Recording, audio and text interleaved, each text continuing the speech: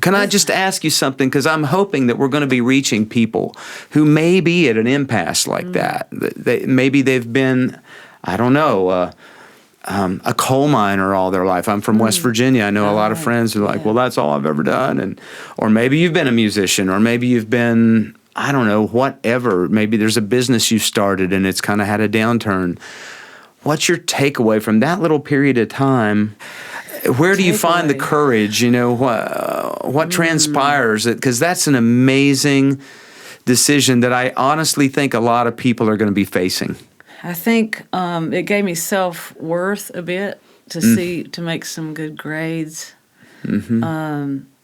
And I was still working on sessions in the day. So right. So there's an overlap. Yeah, and I would study. I'd have my music stand, so here'd be the chart and here'd be the notes from the class, you know. And as a bass player, you know how much time we sit around, right? Yes. So I had plenty of time to study, just sitting there. And then I'd go at night, 2 or 3 nights a week, I think it was.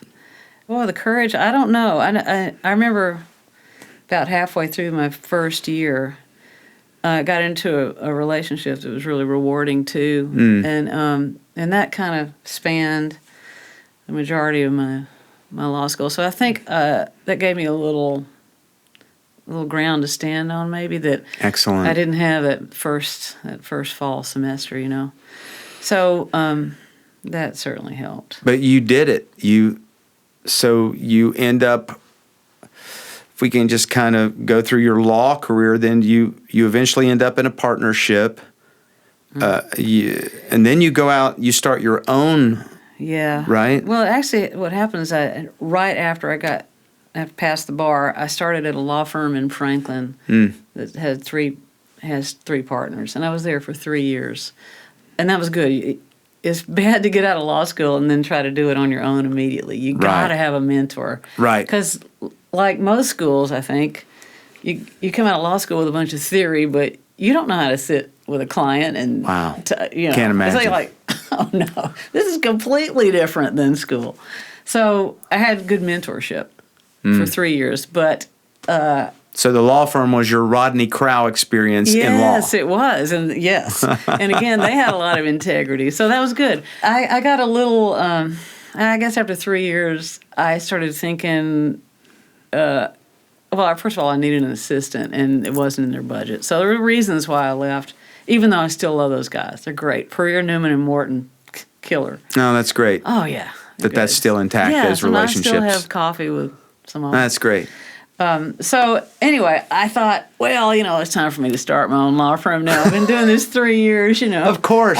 Of course you would do that. I thought I could, and I could, Yeah. Another attorney from that law firm, an associate, left with me, and we started a law firm in Franklin in 2012, and we hit it pretty good. Certainly tried to do the best for my clients and everything. Right. And I had started off in different kinds of things, like entertainment for a while, but I kind of didn't want to do that. Copyright I was way into, but there was somebody else locally who wasn't a lawyer who was doing all the copyright termination. Oh, yes. Yeah.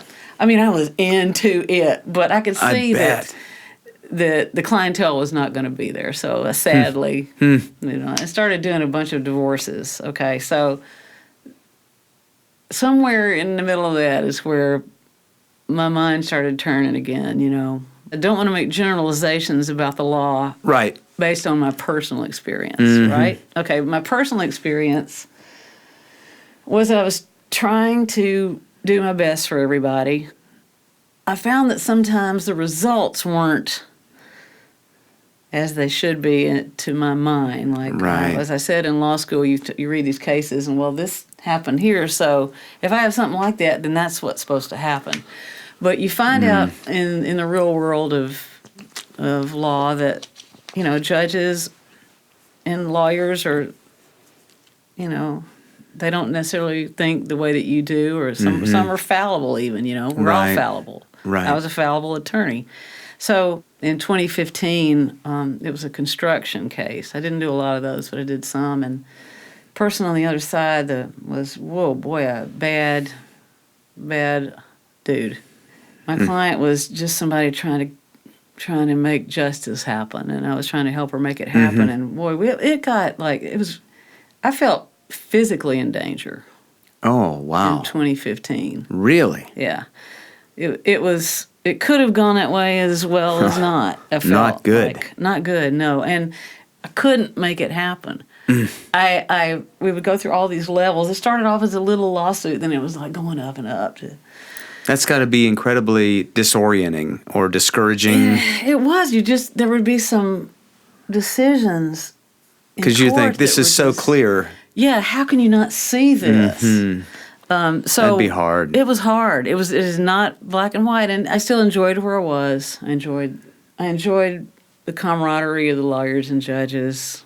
You know, I had a good number of friends, and I'm not trying to. I just want to make it clear that I'm not saying that justice is a joke or anything. No, I don't hear that. I don't hear that. It's just not black and white. Right. And the reason I got into it partially was because I thought something I could grasp and count on. And like, if I do this, then this is going to happen. And if I do a good job, then, you know, gosh darn it, I'm going to walk out of there with a win for my client. You know, it wasn't, sometimes it was, sometimes it wasn't.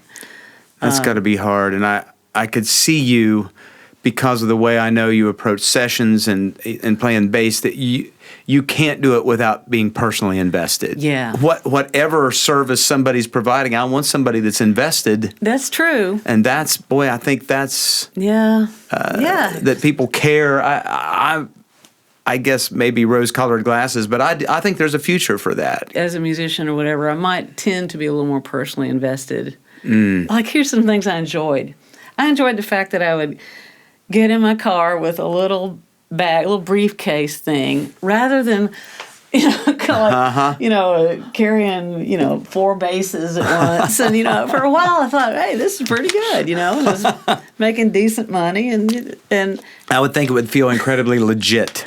Oh, yeah. Like in the courtroom, you got on your outfit, you got on your business suit, and you got your little stack of, whatever the files are that you have to put in evidence. Instant respect. You walk into the room. Oh yeah, right? Like you walk in a courtroom, and here's everybody else is sitting, and then you get, you open this little door, and you're in this, in the sanctum or whatever.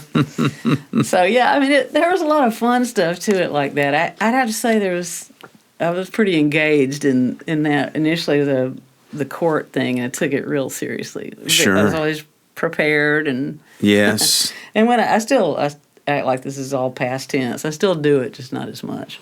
But at some point, you re-entered music, which again, you've already done kind of that counterintuitive move. But I love that.